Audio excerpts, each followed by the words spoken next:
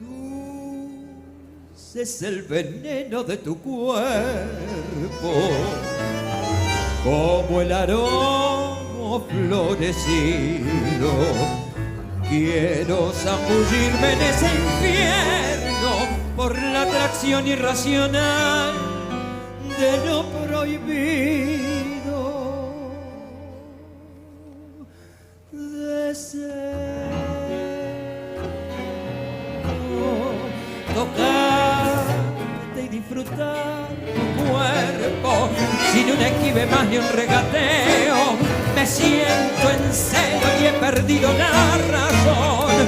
Deseo que el tiempo se detenga en ese instante, cuando tus ojos me busquen insinuantes. Voy a entregarme sin pecado ni perdón. Hola, ¿cómo están? Normalmente empiezo yo haciendo una pregunta porque nadie se atreve, pero sé que alguien quiere arrancar hoy. La primera pregunta. ¿Cómo caíste por Si lo sabe Cante cuando tenía, no sé, 7 años?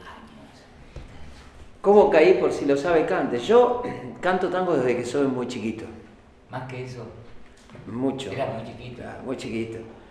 Yo tengo 55 años y el año que viene voy a cumplir 50 años cantando tangos. O sea, es mucho. Y cuando yo tenía 7, 8 años, yo cantaba por todos lados, cantaba por las cantinas. Yo recuerdo que cantaba en un lugarcito que estaba en la calle Álvarez Jonte y Boyacá, que se llamaba El Rincón de los Artistas. Y ahí cantaba el polaco Goyeneche, cantaba Mauré, Morán, Floreal Ruiz, todos los grandes del tango cantaban ahí. Yo era un nene y era prácticamente uno más del grupo. Yo cantaba al lado de ellos. Y una noche vino a verme ahí un gran boxeador y un gran tipo que yo quiero mucho, que era Andrés Selpa. Andrés Selpa era, pese a que, bueno,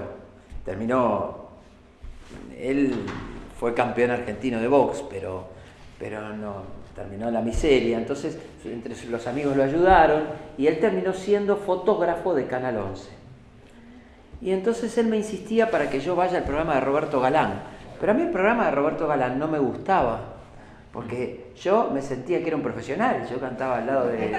Claro, yo cantaba al lado de Goyeneche, y al lado de Aníbal Troilo, y al lado de...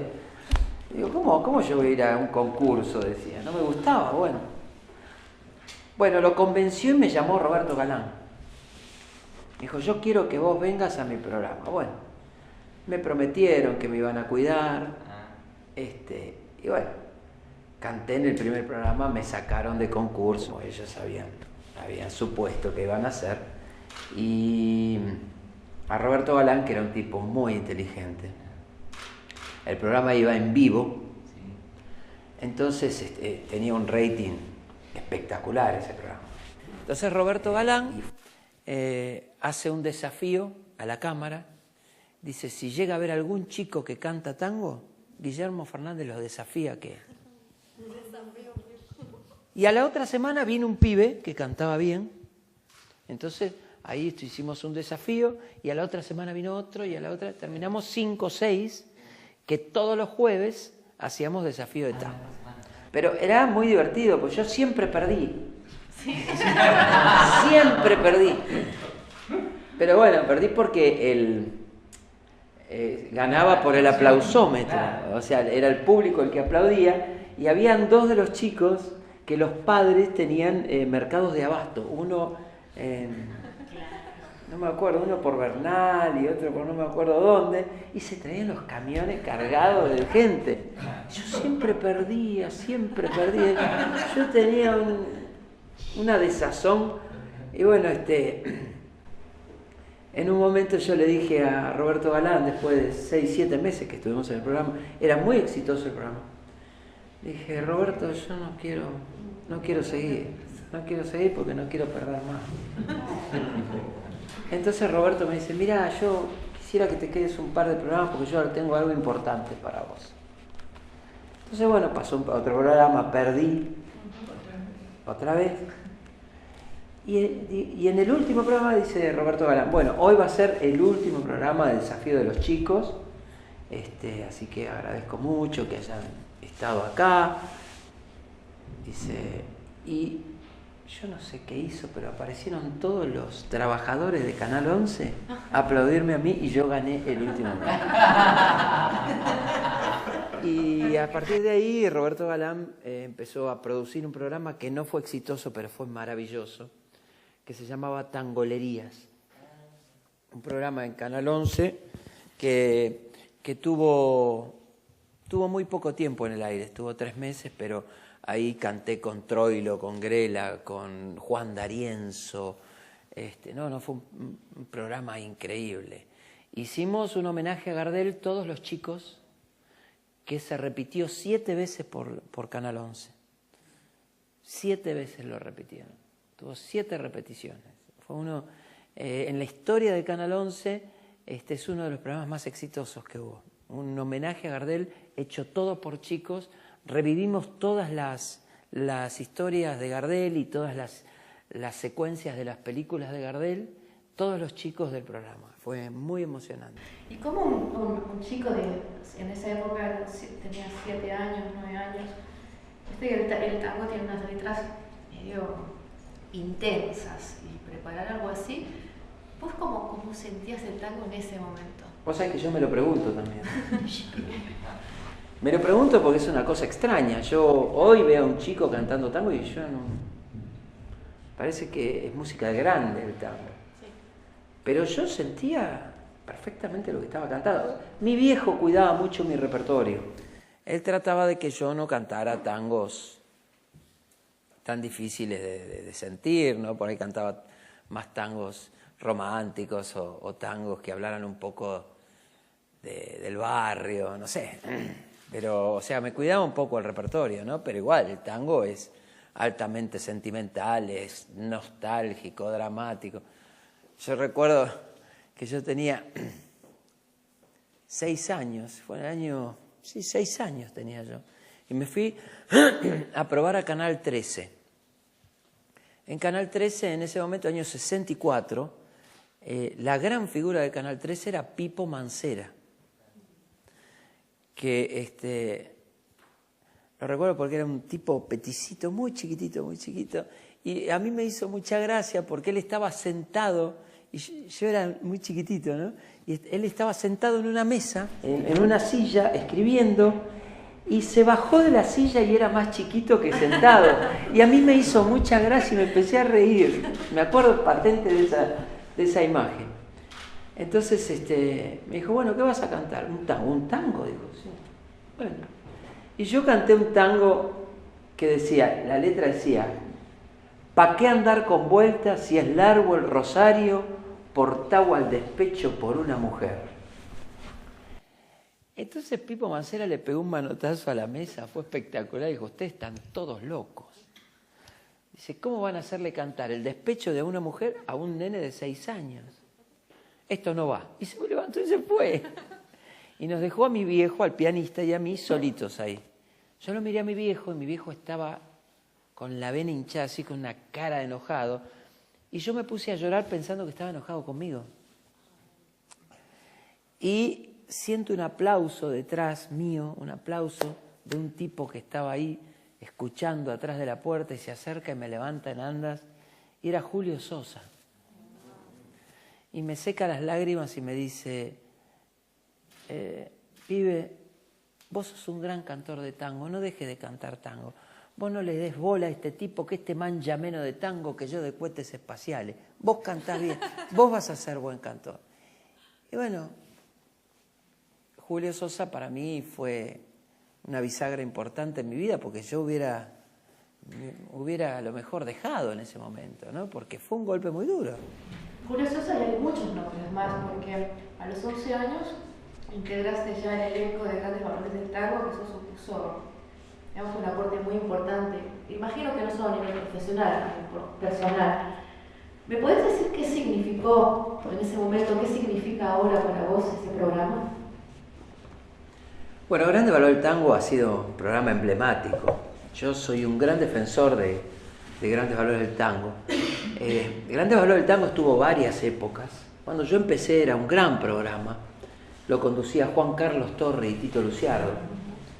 Y en el programa estaban artistas muy importantes, ¿no? Estaba Héctor Mauré, estaba Rodolfo Lisica, estaba el polaco Goyeneche, Rubén Juárez recién empezaba, recién arrancaba su carrera, era un gran cantante, estaba Rosana Falasca, que era una gran estrella, una gran cantante joven que murió muy joven, Alberto Morán, eran unas estrellas impresionantes.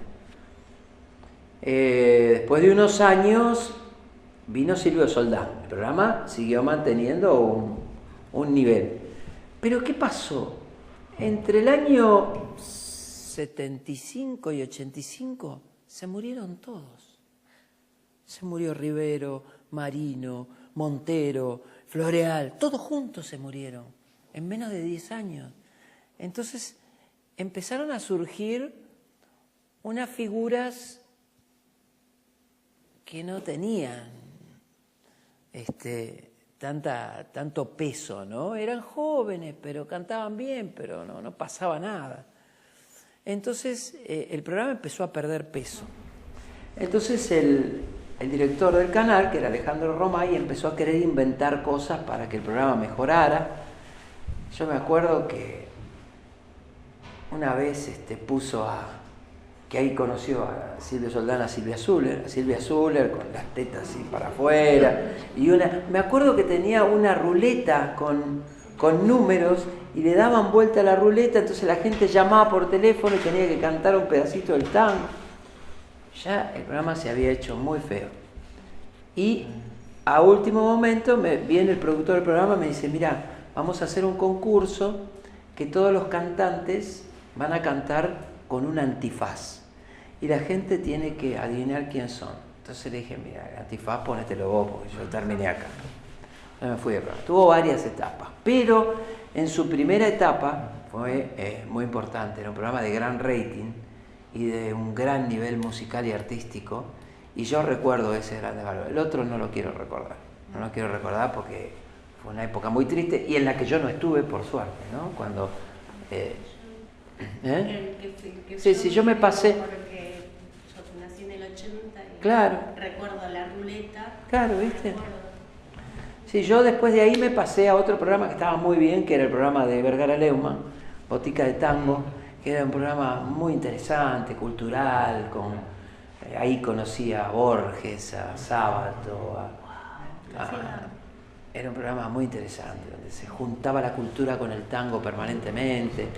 Ahí conocí a Rosita Moreno, canté a dúo con gente muy grosa. Me acuerdo el otro día, el viernes contabas, que creo que fue en Grandes Valores del Tango, que decías que los cantores, como Alberto Marino, por ejemplo, no se les daba bien hacer dúos y tríos y eras vos el que los armabas, ¿no? Claro, yo siempre fui músico, yo estudié música desde muy chiquito, es más, a los 10 años yo estudiaba ya armonía e instrumentación con un gran maestro que fue Sebastián Piana. Y cuando entré a Grandes Valores del Tango, yo a veces me hacía, yo mismo 12, 13 años y hacía mis propios arreglos musicales. Entonces estaba mucho con los músicos. Y se hacían muchos dúos y tríos, pero los cantores no sabían hacer voces. Entonces yo le decía al director musical, le digo, ¿por qué no me dejas que yo le armo? Como ellos me tenían confianza, entonces yo me lo agarraba a Floreal Ruiz, me lo llevaba a un cuarto, le enseñaba una voz y después me lo agarraba a Mauré y le enseñaba la otra, entonces después los juntaba y los ensayaba. Y yo era el encargado de armar los dúos y los tríos, y yo tenía 15, 16 años, y ellos me miraban con un respeto. Y yo decía, yo le estoy enseñando cosas a Alberto Marino. Es que en un momento Alberto Marino, que era mi profesor de canto, y yo le decía, no, Alberto, no, eso no es lo que yo te pasé. Entonces me miró y me dijo, no te olvides que yo soy tu profesor de canto. En esa época, yo creo que como formación de lo que yo estuve leyendo, Grandes Valores del Tango, el paso por Caño 14, si te parece te voy a nombrar algunas personas y me podés decir cuál es el recuerdo, la anécdota lo primero que se te venga a la mente de ellos. Aníbal Troilo. Y bueno, Aníbal Troilo fue, además de uno de mis ídolos, fue el maestro más importante que tuve. Yo cuando tenía 12 años iba a su casa, en la calle Paraguay, y él me enseñaba repertorio. Y tengo recuerdos muy lindos. Para mí fue... Los mejores cantores del tango los tuvo Aníbal Troilo, pero yo no creo que eran porque ellos eran... Por supuesto, todos los cantores eran buenos en el 40 y en el 50. No había cantores malos, pero los de Troilo se lucían más, porque Troilo les enseñaba a cantar. Troilo era un maestro de cantores. Troilo te decía cómo tenías que frasear en el momento justo, dónde no había que gritar, dónde había que soltar la voz. Yo recuerdo que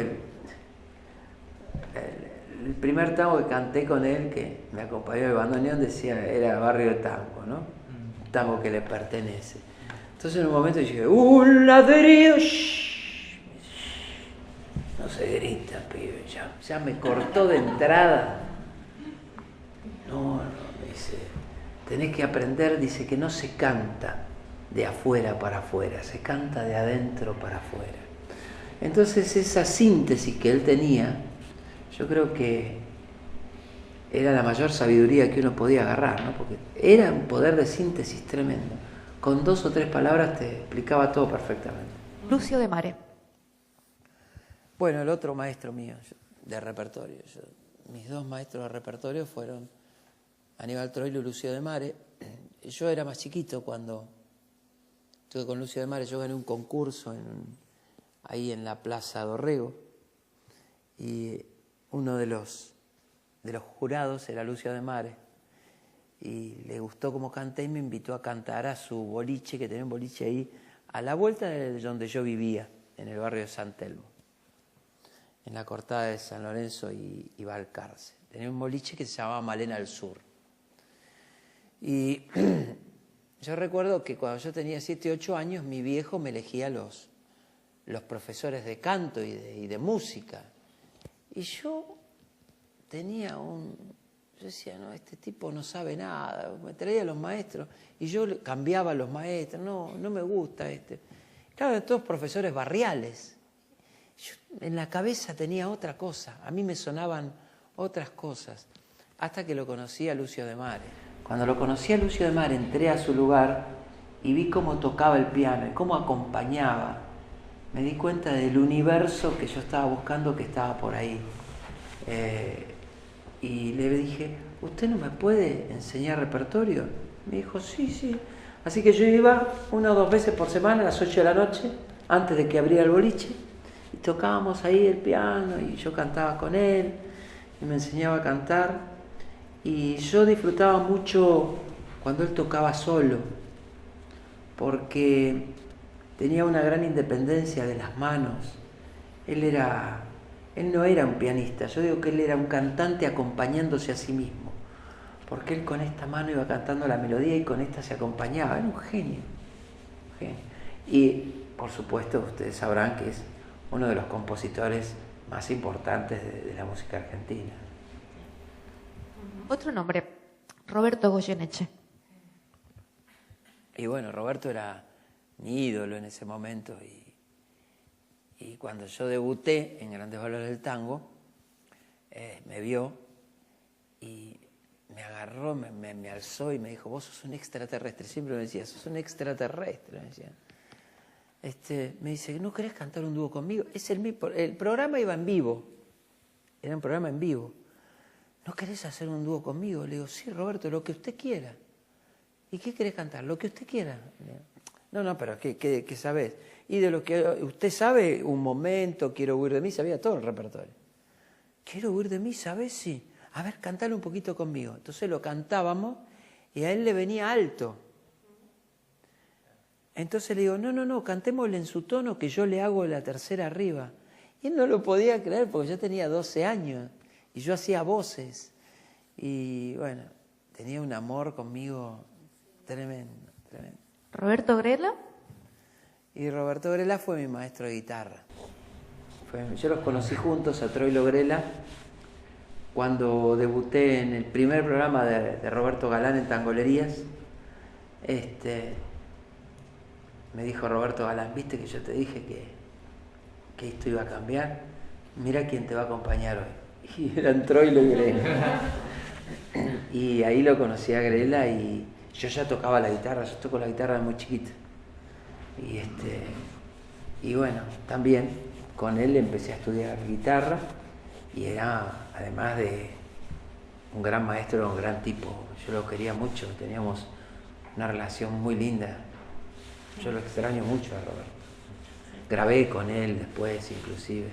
Otro nombre que yo sé que es especial también, Alberto Marino. ¿Cuál es el primer recuerdo que tenés de él?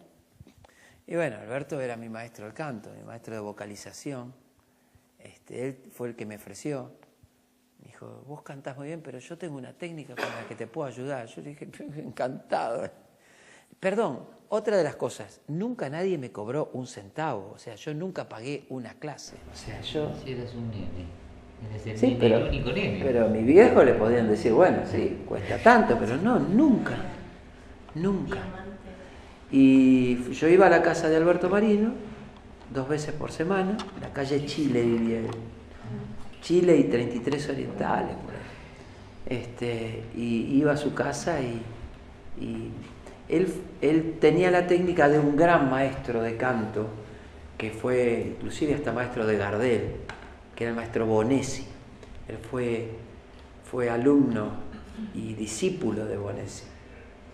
Así que tenía una gran técnica, Alberto Marino, muy buena técnica vocal. ¿Y Floreal Ruiz? No, Floreal era como mi abuelo. Floreal era como mi abuelo. Estaba todo el día de la mano con él. Y me llevaba a comprar golosinas, me llevaba...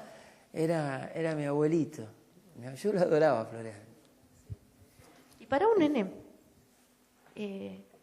¿no era demasiado todo lo que le estaba sucediendo? Me refiero, uno no tiene todavía la madurez para asimilar tanto éxito. ¿A vos te afectó eso de alguna manera? No, porque yo jugaba, para mí era todo divertido. Yo lo pasaba bien, yo no perdí infancia para nada. Yo me divertí mucho de chico. Yo hacía lo que yo quería, o sea, yo le pedí a mi viejo que me llevara, o sea, no era una... Mis viejos siempre respetaron mi decisión permanentemente. Inclusive hasta cuando yo tenía 16, 17 años, a mí el colegio secundario se me estaba poniendo muy difícil. Porque yo laburaba mucho ya, trabajaba muchísimo, trabajaba mucho en shows y ya era un artista reconocido. Y inclusive había filmado una película como protagonista y todo. Y mi viejo me dijo, mirá, hijo, si querés dejar de estudiar y entrar a estudiar otras cosas, por ejemplo, si querés entrar en el Conservatorio Nacional de Música, yo te voy a apoyar en lo que quieras. Yo le dije, no, papá, yo quiero terminar esto, ya me falta un año. Pero él siempre respetó mis decisiones. ¿Y no tuviste, esto es una curiosidad muy tonta, pero no tuviste, viste que a los 14, 15 años los chicos cambian la voz? Cambio de voz, sí. Pero, bueno, ¿te afectó, Cayo? No me afectó, pero lo tuve. Tuve la suerte de contar con un gran tipo, que fue uno de los mejores otorrinolaringólogos argentinos, el doctor León Elkin, un gran otorrinolaringólogo. Y yo iba todas las semanas a revisarme y me revisaba las cuerdas, y no me tocaba las cuerdas, pero me revisaba las cuerdas, y por ahí me decía, mira, Guillito, esta semana no cantes, me decía, y habla poco. Entonces, durante todo mi cambio de voz lo pasé a su lado y estuve muy bien cuidado. Quizás esa experiencia, por ahí lo estoy diciendo, no tiene nada que ver, porque hace no mucho sacaste un disco que se llamaba El tango es puro cuento, que iba dirigido casi, sobre todo a niños y no tan niños. ¿Eso estaba basado en cierta forma en tu experiencia de niño o no? No tiene nada que ver. Mira, puede ser. Yo tengo mucha cosa de chico. Yo todavía el síndrome Peter Pan no lo pude pasar bien, del cual estoy muy orgulloso, ¿no? Yo creo que tiene que ver con que yo empecé de muy chico y todavía lo llevo adentro y todavía esas ganas Yo tengo las mismas ganas cuando tenía 12 años, exactamente las mismas ganas y los mismos sueños. Sigo manteniendo los sueños en un estado perfecto, pero yo creo que sí que tiene que ver, inclusive tiene que ver esto del tango puro cuento, quizá no arrancó como un libro disco de tangos para chicos, sino que arrancó como íbamos a hacer canciones divertidas, queríamos hacer tangos divertidos, y todos los tangos divertidos que nos salían eran cosas para chicos. Entonces cambiamos, después mutó el proyecto. Pero arrancó como canciones divertidas, tangos divertidos. Eran 13 tango cuentos. Claro, eso se hizo después. Primero se hicieron las canciones y después me encontré con un gran amigo, un gran dibujante que es Tute, que es vecino mío y amigo, que nos juntamos a jugar al fútbol. Y le digo, ¿sabes qué se me ocurrió? Que con estos tangos, que son cuentos, podemos hacer 13 historias y que estén dibujadas. Y así él convocó a 13 dibujantes, grandes dibujantes, hicieron este libro precioso, que es un libro disco, ¿no? Llegaste a grabar 6 discos, a los 28, si no recuerdo mal, te fuiste a Estados Unidos y ahí hubo un cambio importante en tu carrera. ¿Qué pasó para que de pronto dejaras algo que amabas tanto como es el tango? ¿Qué te movió? Mira, a yo eso? nunca dejé el tango. Yo me fui a Estados Unidos a trabajar y a estudiar. Tenía muchas ganas de estudiar cosas que acá no estaban muy desarrolladas todavía, como producción musical, estudio de grabación, y realmente quería compartir con otro tipo de músicos, con otro tipo de... Quería evolucionar un poco musicalmente. Y me parecía que Estados Unidos era el país, porque era el país de la música. Y yo cantaba tangos en las asociaciones argentinas, o sea, todo lo que a mí me pasó fuera del tango fue una casualidad, una casualidad. Yo, como empecé a trabajar de productor musical, a mí me sobraban horas, tenía horas en los estudios, y me ponía a divertirme un poco con los músicos míos que trabajaba normalmente, y hacíamos canciones, demos, grabábamos baladas, boleros, cualquier cosa, pero grabábamos para joder, ¿no? Y un día quedaron 2 canciones y quedaron lindas, me decían los músicos. Mandala. Agarré, los puse en un cassette de esa época, los mandé a la Sony Music y al mes estaba contratado y a los 3 meses grabé un disco de balada y a los 6 meses era disco de oro en 6 países. Entonces, claro, fue toda una cosa. La gente me pregunta, ¿a qué se debe tu cambio? Fueron esas cosas, esas casualidades.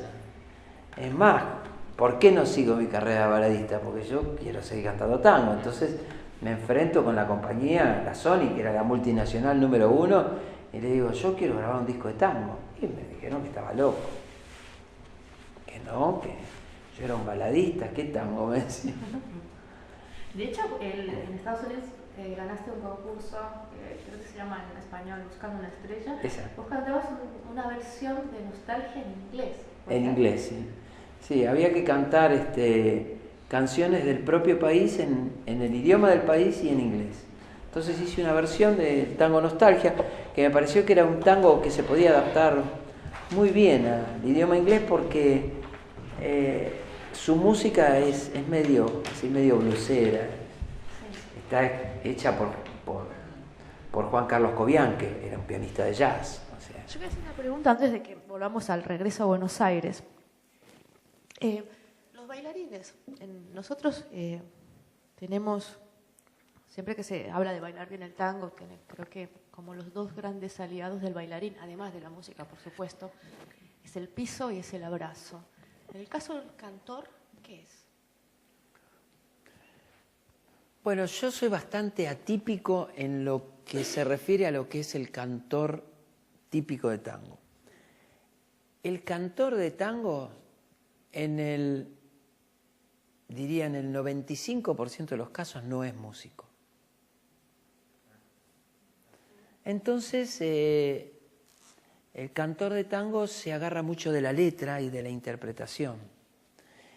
Y lo atípico mío es que yo no permito que la letra sobrepase a la música.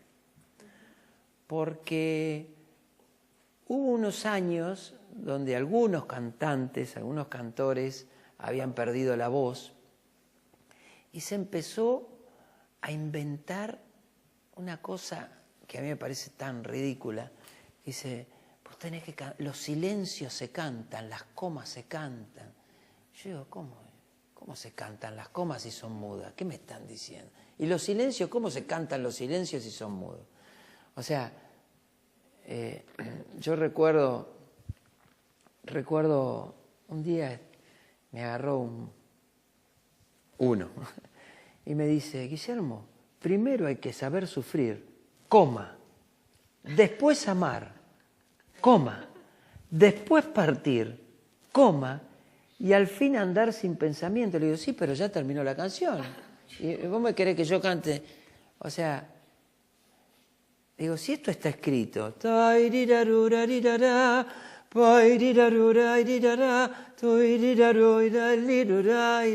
qué voy a cambiar eso? Si eso es la esencia de la canción. Y ahí me acuerdo lo que me dijo Aníbal Troilo.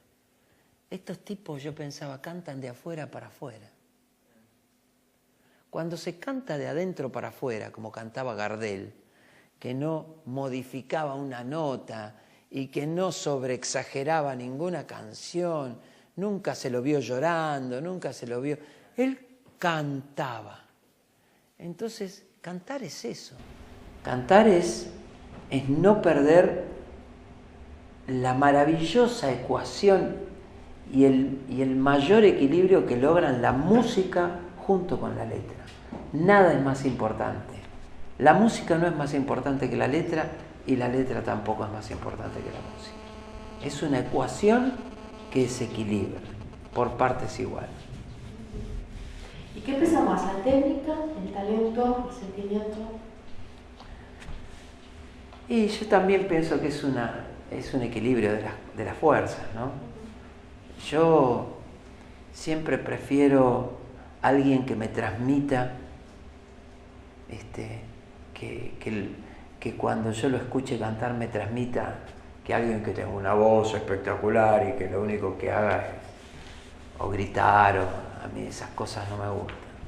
Yo, por ejemplo, los cantantes míos del 40 y del 50 eran Raúl Verón, era Fiorentino, esos cantantes finos, delicados, que cantaban la frase con una perfección, con muy poca voz, pero perfectos dentro del tiempo, y con un sentimiento que no necesitaban gritar nada. Entonces yo creo que esos cantantes tenían el perfecto equilibrio entre el talento, la técnica y la interpretación. Vos, bueno, además de cantar en televisión, cantar en radios, hacer discos, etcétera, etcétera, etcétera, también algunas veces, incluso cuando armaste la orquesta típica, cantabas en lugares de baile. ¿A vos te condiciona eso? Es decir, cuando vos estás cantando y hay bailarines bailando, ¿te determina Sí. alguna forma la forma de cantar? Me condiciona totalmente. Cuando yo canto con mi orquesta típica y están bailando los bailarines, yo soy un instrumento más. Yo no soy el solista de la orquesta. Yo paso a ser un bandoneón, un violín. Paso a ser parte de los pies del bailarín. Pero ocurría, por ejemplo, que Piazzolla no le importaba nada a los bailarines. Pugliese, por ejemplo, estaba muy dedicado a los bailarines. Entonces ahora las orquestas, creo que hay muchas orquestas que quizás por la escasez de trabajo que también hay, que no hay las posibilidades que había en los 40, por ejemplo, que tenías radio, los cabarets, etcétera, están haciendo cosas de otros, tipo las orquestas que tocan solo D'Arienzo, etcétera. No hay tantas cosas nuevas. ¿Vos por qué pensás que es eso? Porque vos estás renovando continuamente. Yo me sé la carrera de memoria y estoy fascinada con la variedad. Yo pienso que a lo que se debe es que yo interactúe con ellos. Y los que hoy hacen orquestas no interactuaron con nadie. Entonces yo canté con Troilo, canté con D'Arienzo, canté con Piazzolla, canté con Varela. lo estuve al lado, aprendí con Carlitos García, lo conocí a Gobi. Entonces, no es lo mismo escuchar los discos que haber compartido con ellos y haber visto cómo escribían, porque yo veía como Gobi escribía en una pizzería, como escribía sus partituras. Entonces eso te condiciona de otra manera. Cuando vos vas a hacer un arreglo de una orquesta, no es por lo que escuchaste del disco es por cómo viste, yo estuve en ensayos. Yo ensayaba con Manolo Suchen, ensayaba con Carlito Figari, ensayaba con Troilo. Entonces yo vi todas esas cosas. Entonces, por ahí lo que falta hubo una gran cantidad de años de vacío. Entonces esa gran cantidad de vacío ha hecho que por supuesto hayan pasado muchos momentos sin ninguna figura, ¿no? Y sin esos referentes donde ir a buscar la sabiduría. Creo que pasa por ahí. Sí, pero además toda esa época que vos eclosionaste era una época en la que el tango estaba de capa caída, que había incursionado mucho el rock en este país y no se veía. Hablo de los años 70. Era un momento muy difícil de tango. Pero sin embargo, fíjense lo que son las cosas, ¿no? Era un momento muy difícil del tango, pero Grandes Valores del Tango era el programa de más rating de la televisión argentina. Una cosa extraña, ¿no? Yo me acuerdo que el programa de Grandes Valores del Tango tenía 28, 30 puntos de rating. Hoy no hay ningún programa que tenga 30 puntos de rating. Bueno, yo lo que creo es que la gente, el tango le gusta. Yo creo que hay un prejuicio de que el tango no vende, que me parece que es un verso, y que yo creo que pasa más por un plan sistemático en contra de la cultura que por una realidad. Volvemos al regreso, después de Estados Unidos, después de la parte baladista, al regreso a Buenos Aires. ¿Lo sentiste cambiado Buenos Aires, el panorama del tango? ¿Te sentiste cambiado vos o todo sigue igual? Sí, por suerte han surgido unos artistas nuevos, músicos nuevos. El baile también le ha dado un gran empujón. Yo creo que han salido muchos lugares under, que yo siempre digo que de los lugares under salen los movimientos más fuertes de la música. Y hay jóvenes muy buenos, muy buenos. Hay de todo, hay jóvenes buenos, jóvenes más o menos, hay otros que son unos perros, pero el gran movimiento es el que hace la masa, y es el que hace que todo avance. Por eso yo permanentemente estoy interactuando con ellos. Vos me ves, siempre estoy interactuando con la Fernández Fierro, con el Chino Laborde, con Cucuza, con el otro, siempre estoy con ellos. Pues me parece que son los que están empujando fuerte y son los que nosotros, que somos la generación intermedia, digamos, porque el tango es una cosa buenísima. A los 55 años sos generación intermedia. Esto es maravilloso, maravilloso. Sos el comienzo de la vieja generación, fuiste el comienzo y sí, hoy día sos la generación intermedia. Y sí, es muy raro. raro. Comienza porque vos te hiciste con los viejos, Claro. con los grandes. Ellos te formaron, te hicieron lo que sos hoy, que sos esto intermedio de lo nuevo que comienza. O sea, es un reciclaje Sí, y ese reciclaje permanente es lo que decía Pepa hoy. Yo estoy permanentemente buscando cómo evolucionar. Evolucionar no quiere decir hacer cosas raras. Evolucionar quiere decir buscar dentro del género, ¿no es cierto?, y tratar de que con las raíces podamos hacer cosas mejores. Y soy un obsesivo de la música, un obsesivo de las letras, un obsesivo de las grabaciones. A mí cada disco me lleva 8 meses, 9 meses. Ahora estoy sacando un disco que sale dentro de un mes, hace 8 meses que lo estoy grabando. Ese disco tiene una particularidad que a mí me fascinó. No sé si conocen cómo se llama el nuevo disco, que se llama de criollos y tangueros, y rescata letras como de la parte pretango que conocemos, que tienen más que ver con las cosas del campo, que yo esas cosas a mí me las había contado Salgán, yo no las había visto y el otro día las escuché, me quedé fascinada. Sí, bueno, poco quise ir a aquellas canciones que dieron nacimiento al tango, ¿no es cierto? El tango, el nacimiento del tango se debe a la gente del campo que llega a la ciudad y se cruza con los inmigrantes. Entonces ese cruce da un nacimiento de la gente que viene del campo con sus estilos, con sus milongas, y el inmigrante que viene con toda su nostalgia y su tristeza. Y todo eso se mezcla y da paso al tango, ¿no? Y yo quería revivir esas canciones, aquellas canciones, algunas ya compuestas, y tratar de componer en ese estilo. Y salió un disco interesante, muy interesante. Y dentro de esa variedad que hablaba, porque a mí me llama la atención la diversidad y la curiosidad por aportar otras cosas, y además es como, tengo la sensación de que se te cruza una idea por la cabeza y hasta que no se concreta no paras. Así es. Hay varios trabajos, por ejemplo el disco sobre Piazzolla Ferrer. Ese disco tiene una historia muy bonita además. Sí, ese disco llevó mucho tiempo, mucho dinero y producción francesa y producción argentina. Fue un disco muy grande, donde decidí rescatar canciones que habían escrito Astor Piazzolla y Horacio Ferrer cuando vivían en París. Unas canciones maravillosas que no habían sido grabadas y que estaban guardadas en un baúl en la casa de Horacio Ferrer. Y me parecían obras de arte. Y decidí grabarlas acá en Argentina con una orquesta sinfónica de acá, con grandes arregladores.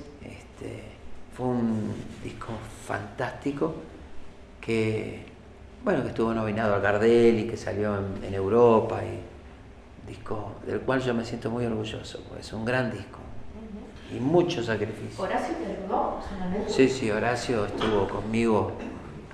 Sí. Tengo una pregunta, ¿cuántos discos sacaste ya? No me acuerdo. Así, 25, 30, no sé. el más lindo, ¿cuál fue? Así para vos. Bueno, ¿cuál de tus hijos es el más lindo? Es muy difícil, es muy difícil.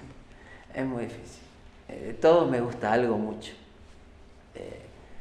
Quizá el disco más maratónico y más megadisco fue el de Piazzolla Ferrer, y que fue un disco soñado, un disco que me costó mucho sacar y que suena muy musical, y las músicas son increíbles y las letras son increíbles. O sea, te podría decir ese, pero no sé, pero después escucho el disco de la orquesta y me muero con la orquesta típica.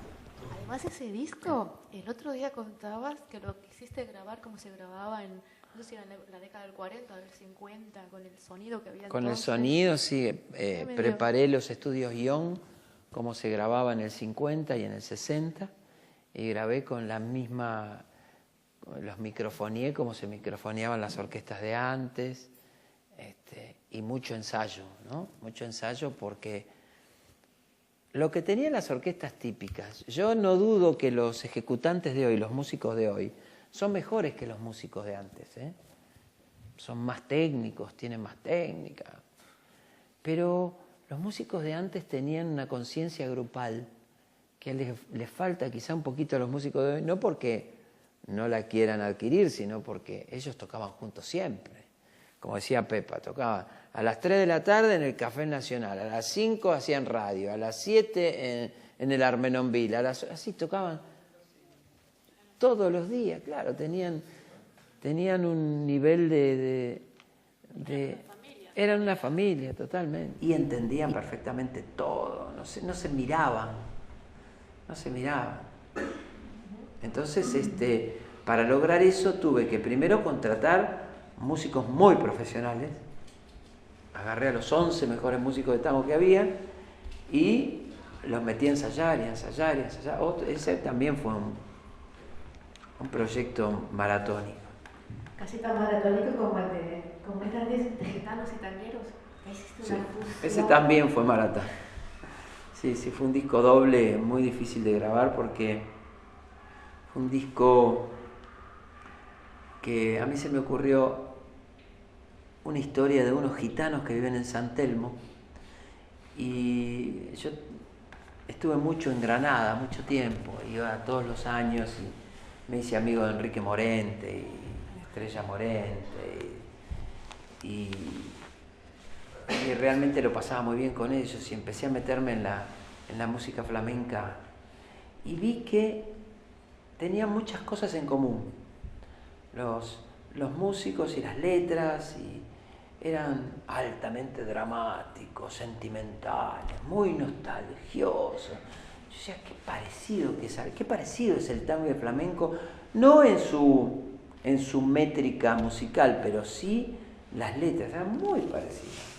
Se me ocurrió hacer una historia de amor, drama, muerte y tragedia de 3 personajes, de Rocío y Manuel, pero tres personajes que viven en San Telmo, 3. Y hice un disco que uno era todo de gitanos y otro de tangueros. Y fue muy, muy interesante, fue un lindo trabajo. Llevé a músicos flamencos y lo presenté el disco, hice la presentación del disco.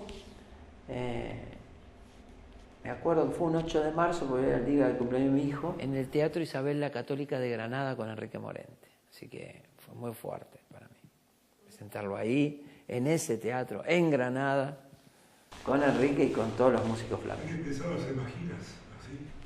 Y giras estoy haciendo permanentemente estoy haciendo giras. Acabo de llegar de Japón, estuve en Madrid, en París. En Japón estuviste con María de Buenos Aires, Con ¿no? María de Buenos Aires. Este es un proyecto a mí me resulta muy interesante también por la forma de trabajar cuando lo hacen en Argentina.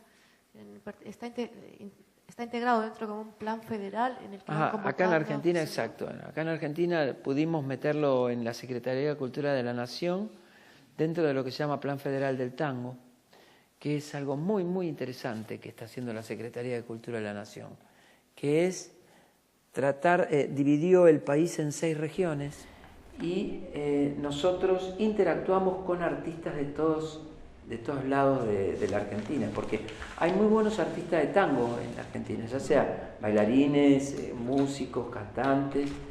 Entonces permanentemente estamos interactuando con ellos y a la vez ellos interactúan entre ellos. Entonces están formando cosas muy, muy, muy lindas, muy interesantes, que por fin veo un gobierno que quiere integrar al país en un plan federal, porque acá siempre este país, aunque se hable de federal, siempre fue salvajemente unitario. Acá era Buenos Aires y después lo que quedaba. Y ahora no, con lo que está pasando con la cultura, se está integrando mucho a la Argentina toda, y eso me parece muy interesante. Y con el cine está pasando lo mismo, muy, muy interesante lo que está pasando a nivel cultural federal. Y yo apoyo todo eso a muerte, porque he descubierto artistas en el interior de todo tipo, directores de cine, músicos, maravillosos. Chicos, ¿tienen alguna pregunta más? Porque estamos terminando el tiempo.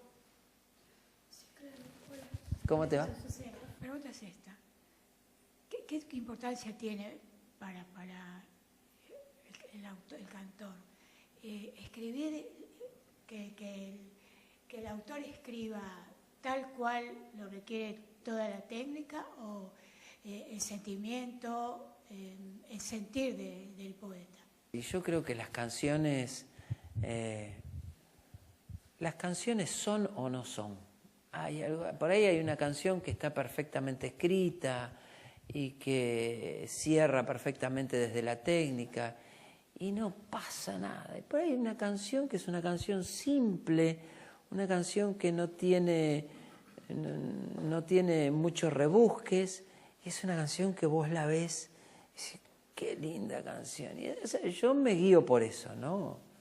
O sea, yo soy compositor, yo compongo la mitad del repertorio que yo canto lo compongo yo, y cuando elijo una canción que no es mía, me entra sí o no. No me importa si tiene una música espectacular o una letra altamente sofisticada. Si la canción me llega, ya está. Yo creo que tiene que ver más con el sentimiento que se encuentra uno cuando escucha y lee la canción. ¿Alguna más? ¿Sabes qué? De todos, vuelvo para cuando eras chico, de todos los músicos, todos esos grandes con los que vos te conociste, ¿con cuál te llevabas mejor? ¿Cuál era mejor tío? Porque eras chiquito. Y ¿A cuál le gustaba más ir a la casa? Bueno, yo creo que Troilo. Yo lo adoraba. Yo lo adoraba a Troilo y era muy bueno. Era muy bueno, muy cariñoso y era un gordo bueno. Era lleno, tenía una ternura única y sano y muy sabio. Y lo que más me gustaba de Troilo era eso que yo dije al principio, era el poder de síntesis. Él no hablaba mucho, hablaba poquito, pero en 4 palabras te explicaba más que otro en 200. Entonces, uno cuando es chico y cuando es joven necesita síntesis. Porque uno cuando se va volviendo viejo como nosotros empezamos a ser locuaces y empezamos a querer explicar. Y la juventud te pide síntesis. Y a mí me encantaba porque Troilo era joven. Desde tu faceta de cantante, autor, compositor, de hombre que anduvo por el mundo, por hoy, ¿qué le faltaría al tango en enfocarse más en los temas sociales, el romanticismo, el amor de hoy?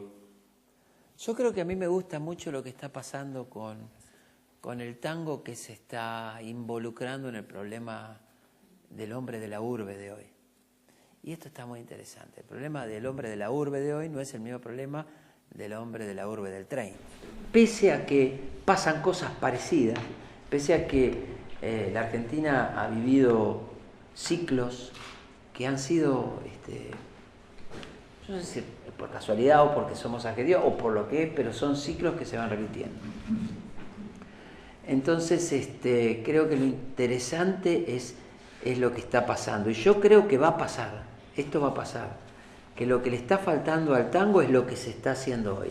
Son las orquestas de hoy, son los compositores de hoy. De todas maneras, yo soy muy ortodoxo, en mi gusto. A mí me gustan mucho las orquestas de antes, me gustan mucho que el tango no cambie su esencia dramática, sentimental y nostálgica. Me parece que tiene que ver con la esencia del género, pero me gusta también lo que está pasando. Me gusta esta intervención descarada de los jóvenes que no les importa la ortodoxia, pero sí les importa el género. Hay cosas que por ahí no me gustan. Por ejemplo, hay muchas cosas del tango electrónico que no me gustan. Me parece lavativo y me parece falta. Algunas cosas, otras están bien hechas, ¿no? Pero no pasa por traición al género, porque a mí no me importa. Si está bien hecho, para mí Piazzolla es el músico más grande que dio el tango y sin embargo él provocó una revolución muy fuerte en el tango. Entonces, si está bien hecho, yo soy el primero en salir con la bandera, pero cuando se cuelga, a mí me duele cuando se cuelgan del género, cuando se cuelgan del género para hacer cosas. Que, bueno, como me fue mal, no pude ser mi grupo de rock no funcionó bien, entonces voy a ver si hago tango. Y en cuanto a los compositores, porque hubo una época importantísima entre el 40 y el 50, terribles realmente, Mansi, Discepolo, bueno, esas cosas, y el cambio importante que hubo en nuestra época, que fue Eladia Blasquez, yo creo que dio vuelta la historia en el tango actual. Exacto. Hoy, que no tenemos a Eladia Blasquez, que no tenemos a Mansi, que no tenemos... ¿qué compositores vos considerás que estarían a esa altura? Bueno, hay compositores. uno no puede decir estar a la altura de, porque es como muy difícil, es como que eran épocas distintas, ¿no es cierto? Nosotros hablamos de Homero Mansi. Homero Mansi era un dirigente político, era un tipo, un intelectual, un tipo que en un momento formó con otros dirigentes socialistas de otros partidos, el Forja, que era un movimiento socialista con Scalabrini y Ortiz. Eran unos tipos que Discépolo escribía Mordisquito. O sea, estamos hablando de un no solo un nivel intelectual y poético, sino una necesidad de inserción social muy fuerte que tenían, que bueno, que hoy está volviendo, por suerte está volviendo. Hay artistas como el ruso Swarman o como Raimundo Rosales, tipos que escriben con conciencia, cosas muy interesantes. Uno que se murió, tipo fenómeno, que era un gran compositor, que era Alorza, un gordo así de La Plata que era remisero de La Plata, escribió unos tangos increíbles y que era un tipo que estaba dentro del under y hoy está siendo reconocido como uno de los autores contemporáneos y se murió a los 38 años. Ay. Bueno, tenemos que cerrar, perdón, sé que fue muy rápido. Vamos a cerrar con un ping-pong de preguntas. Eso es algo típico, no tengo una pregunta. Habrá alguna que parezca medio interesante, las otras pueden ser muy tontas. ¿Puedo decir paso? También, ¿puedes decir paso? Lo hacemos rapidito. Yo te pregunto lo primero. Si no querés, paso. No hay problema. Ojo que paso tiene que ver con las elecciones también. O podés hacer un coma silencio. A ver, un tango. Malevaje. Una orquesta. Alfredo Gobi. Un cantor que no seas vos. Gardel. Un letrista. Homero Mansi. Un ídolo. Enrique Santos Discépolo. Un amigo. Aníbal Troilo. Un sueño por cumplir. Poder ayudar a todos los nuevos artistas de tango. ¿Una superstición? Ninguno. ¿Tu mayor virtud? Compañerismo. ¿Y tu peor defecto? Mi peor defecto. ¿Quién? Tengo tanto que no sé cuál es el peor. No sabe cuál elegir. Mi peor defecto. Mi peor defecto.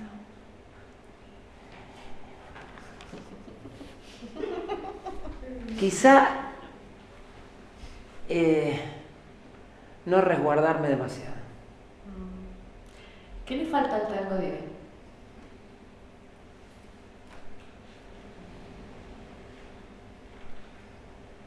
Que tomemos conciencia de lo que vale. ¿Y qué le sobra al tango de hoy? Todo le sobra. De no haber sido músico o cantor, yo casi te considero músico. ¿Qué te hubiera gustado hacer? Yo si no hubiera sido músico, creo que hubiera sido músico. ¿Qué es lo que más admiras en un cantor? La emisión del sentimiento. ¿Y qué es lo que más odias en un cantor? La sobreexageración de las letras y la música. ¿Tango o Racing? No, paso. Si tuvieras que definir el tango, lo que significa para vos, ¿cómo lo definirías? El tango es uno de los sentimientos más importantes de la cultura argentina. Y para mí es uno de los folclores más importantes del mundo. ¿Folclore? ¿Cuál es el mejor consejo que te dieron? ¿Cuál es el que siempre tenés ahí resguardado? Me dijo un día Aníbal Troilo, que siempre son las máximas de Aníbal Troilo eran las mejores. Me dijo un día, siempre tenés que guardarte, tenés que cantar con el interés y guardarte el capital. ¿Y cuál es el mejor consejo que le darías a la gente que quiere dedicarse al tango en una época que no siempre es tan fácil hacerlo? El consejo que le dedicaría a la gente que quiere dedicarse al tango es algo que yo veo que falta: estudio e investigación. O sea, hay mucha cosa de juntarse a tocar y armar un grupo y salir.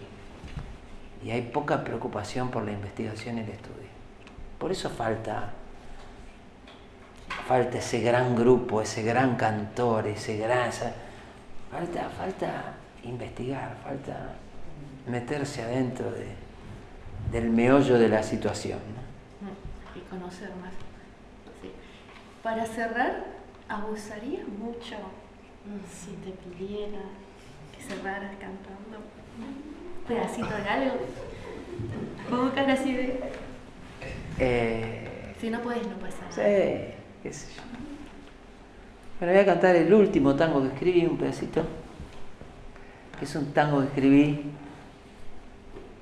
en homenaje a un bandido rural que se llamaba Segundo David Peralta, que nació en el campo allá en el Chaco, y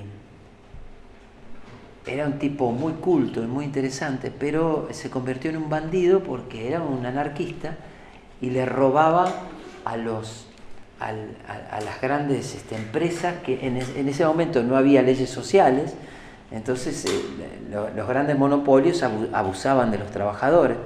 Entonces él iba, le robaba supuestamente lo que les correspondía, iba y se los entregaba. Era un Robin Hood argentino. En la jerga lo llamaban el mate cocido, pero no como la infusión, sino con ese, porque tenía una lastimadura en la cabeza, estaba la cabeza. Y bueno, tenía una particularidad el mate cocido, hacía sus asaltos sin disparar armas, porque él no quería herir a nadie, no quería matar a nadie, planificaba muy bien sus asaltos.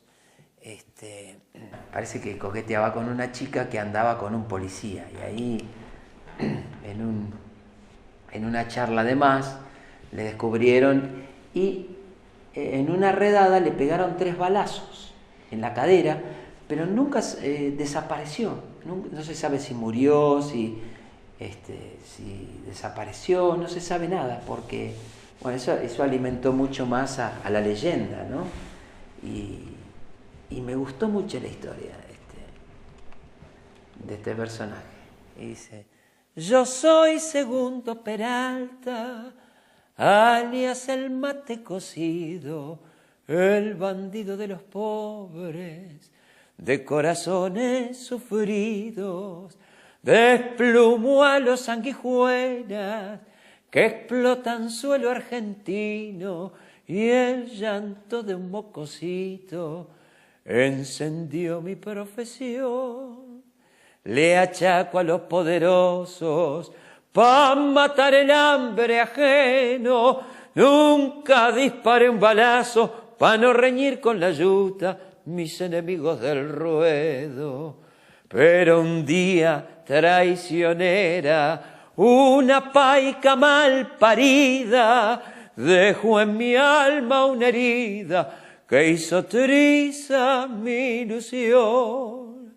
Formé un grupo de bandidos con Eusebio y Cardosito, Bairoleto, Malatesta y Antonio Rossi el Tanito, y en una emboscada guacha delatado por un compinche me chucearon de un balazo y me fui pa' no volver. Hoy estoy solo y enfermo, la suerte me ha desterrado, ando en paz con mi conciencia, tomándome una ginebra, recordando mi pasado, con los bolsillos vacíos. Me he quedado sin un cobre, la repartí con los pobres, fuente de mi inspiración. Yo soy Segundo Peralta, el mate cocido, ladrón del dolor.